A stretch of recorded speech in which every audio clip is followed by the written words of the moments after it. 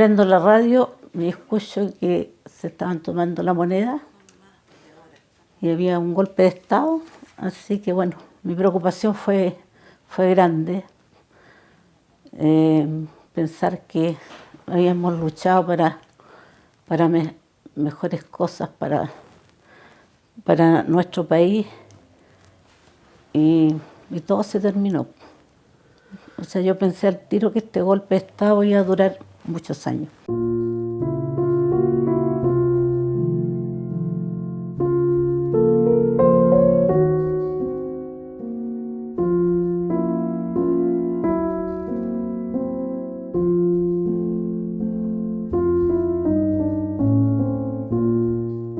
Y ahí también terminó mi carrera académica, porque la escuela nuestra se cerró, la escuela de sociología, periodismo, varias escuelas se cerraron. Y bueno, una de ellas fue la de sociología. Así que ahí terminamos, después vino un periodo en que estuve detenido y para finalmente en el 74 retornar a Coyhaique.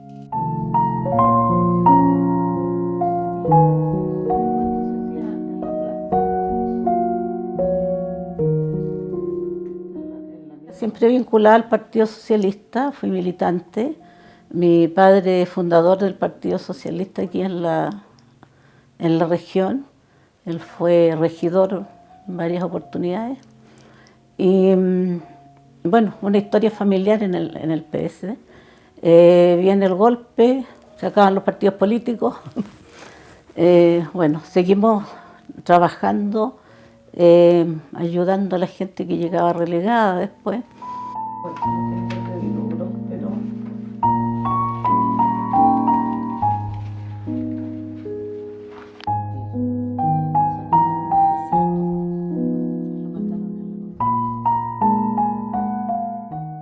Esta región ahora no se nota, pero en aquella época es una región muy militarizada, ¿no? La población era pequeña, un regimiento grande, de manera de que aquí la presencia militar era muy poderosa. Y con el tema del golpe seguramente llegaron más efectivos. O sea, uno transitaba aquí en la calle y era habitual encontrarse con carabineros, era habitual encontrarse con muchos militares. De manera que el temor que había aquí en la población era muy grande, al extremo de que uno tenía muy pocas. Bueno, yo soy de aquí de Coyhaique, conocía a mucha gente, pero es muy difícil contactarse con la gente, con los vecinos, ¿no? Porque hubo mucha delación acá, ¿no? Y eso hizo temer las relaciones que había entre los vecinos y entre la amistad. De manera que los que nos veíamos con alguna habitualidad eran los que nos conocíamos mucho de muy antes, ¿no? Y teníamos confianzas anteriores. Pero Coyhaique era así, era una ciudad muy compleja, muy difícil de batallar. Además, porque toda la gente que era sindicalizada como personas de izquierda o que habían sido adherentes de la Unidad Popular, aquí se les cerraban todas las puertas.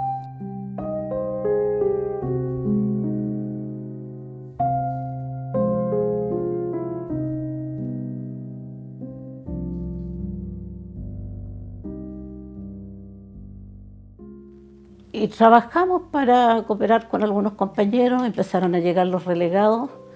El que nos apoyaba mucho era el padre Bruno Predonzani. Donde él llegaban realmente los relegados y él, bueno, como me llamaba a mí, llamaba a otras personas, cómo nos ubicábamos con los relegados, que fueron muchos los que llegaron en esa época. Y después de pasar los años, como te digo, nosotros, este grupo siempre funcionó. Pero al pasar los años nos dimos cuenta que había que formar la Comisión de Derechos Humanos. Eso se hizo el año 85, en una reunión en el partido, o sea, en el Liceo San Felipe Benicio, que el padre José Fogliato nos prestó una sala. Bueno, y fuimos hartos a esa reunión. Bueno, ahí el primer presidente estuvo Roberto Jadi, y después de Roberto seguí yo. Antes estuvo el señor Cisterna, él fue el primer presidente.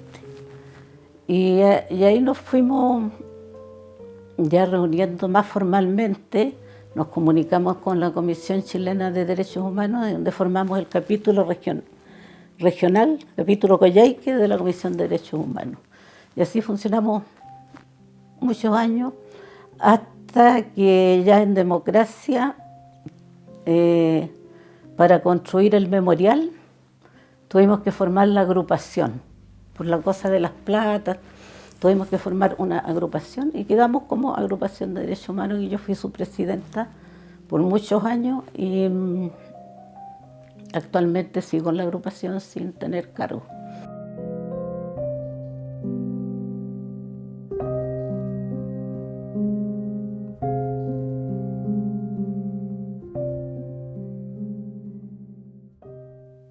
A ver, antes del golpe, bueno, por mi papá, mi familia que era muy conocida políticamente, estábamos bien ligados a mucha gente, a los compañeros trabajadores, a la clase política.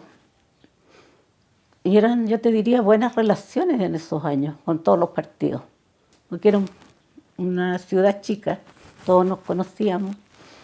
Y bueno, y después del golpe, bueno, hartas diferencias, porque la gente cercana a uno que pensaba distinto de a poco se fueron alejando. ¿El golpe destruyó la comunidad, siente usted? Sí, no solamente en Coyhaique, en todas partes.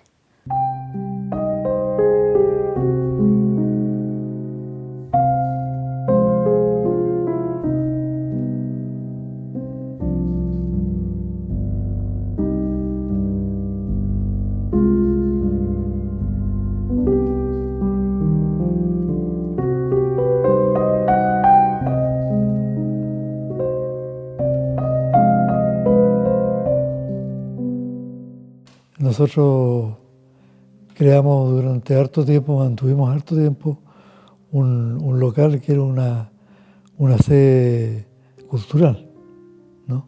Que se llamaba El Galpón, ¿no? Y ahí nosotros hacíamos actividades, digamos, artísticas, ¿no? o encuentros de poetas locales, de guitarreros, todo eso. Pero allí era la oportunidad para juntar a la gente también que, digamos, tenía un espacio donde llegar para juntarse. Pero también, y esto es la primera vez que lo digo, existía la oportunidad de que ese local, después de esas horas, sí era ocupada por otra gente. Y básicamente reuniones que no iban a ser toleradas se hacían en el galpón. Fuimos valientes, pero teníamos miedo también, mucho miedo de lo que podía pasar. Bueno, nos vinculamos, el primer trabajo fue tratar de ubicar a los detenidos desaparecidos, ejecutados políticos, porque no teníamos mucha vinculación con los familiares. ¿Por qué? Porque los familiares tenían miedo también. Incluso cuando vino la Comisión Reti ya en democracia, si ustedes se fijan en el Poder Judicial están los expedientes, casi todos están firmados por mí, que yo era la coordinadora en ese tiempo.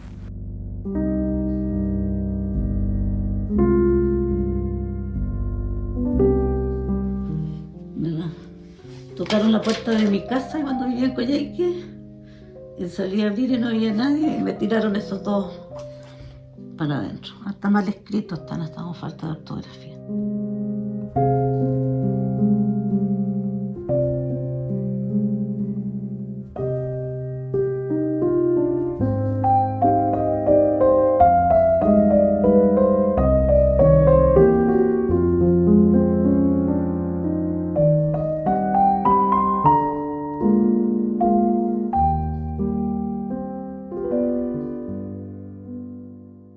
Pero yo en el primer periodo estuve detenido en Concepción. Ahí estuve en investigaciones, en el estadio regional y en la cárcel de Concepción. De ahí volví para Coyhaique. Y aquí en Coyhaique me detuvieron y estuve en la cárcel de Coyhaique un tiempo. De aquí me llevaron a Chacabuco, de Chacabuco a Puerto Montt y de Puerto Montt a la isla Quiriquina, ¿no? Todo eso fue mi periplo en un año, ¿no?, que anduve recorriendo. Ahora, en algunos lugares efectivamente la pasamos muy mal, o la pasé muy mal, ¿no?, porque la crueldad era muy grande. Y yo también he dicho muchas veces de que la crueldad tenía que ver con uno mismo, pero tenía que ver también con los otros o con las otras, porque hubo gente que yo conocí de cerca, que eran como amigos míos, la pasaron muy mal, ¿no? Incluida gente que en Concepción, por ejemplo, fueron fusilados. Entonces, todavía he estado con ellos días anteriores. Y después encuentro que en el caso de Concepción, cuando mataron a 3 dirigentes del Partido Comunista. Entonces, esto de ver todos los días detenidos, ¿no?, y todos los días viendo detenidos, y cada uno con historias terribles, te hacía mucho daño.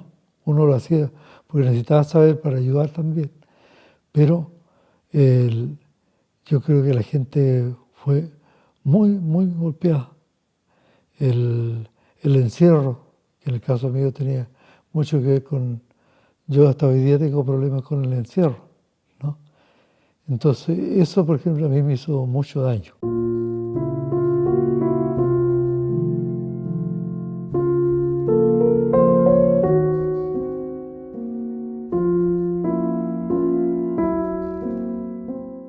Como el 15 de septiembre toman detenidos a los directivos de los partidos, aquí, a los que llevaron a las bandurrias. Entre esos estaban nuestros amigos, compañeros y mi hermano también. Y a mi marido lo toman en noviembre también detenido, así que siempre me estuve vinculada con la familia de los presos políticos, de los detenidos desaparecidos y de los ejecutados.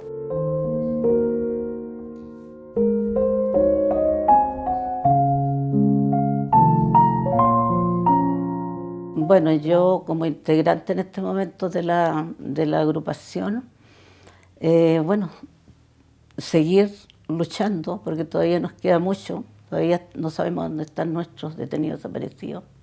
No hay justicia con nuestros ejecutados políticos, con nuestros presos políticos, y hacer un llamado a las autoridades que se haga justicia, a las autoridades judiciales. Y creer en la democracia, que es lo mejor que tenemos.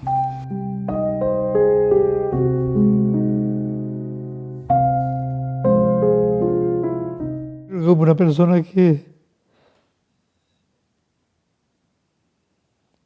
dedicó la vida aquí en Aysén a este tema de los derechos humanos. Porque esa ha sido mi tarea permanente. En eso estoy siempre. Entonces, porque creo que de repente uno no ha hecho otras cosas muy importantes. Y yo creo que eso en mi vida es lo más importante. Aparte de la familia, por supuesto, esto haber trabajado en ayudar a esclarecer los hechos. Eso es tremendo.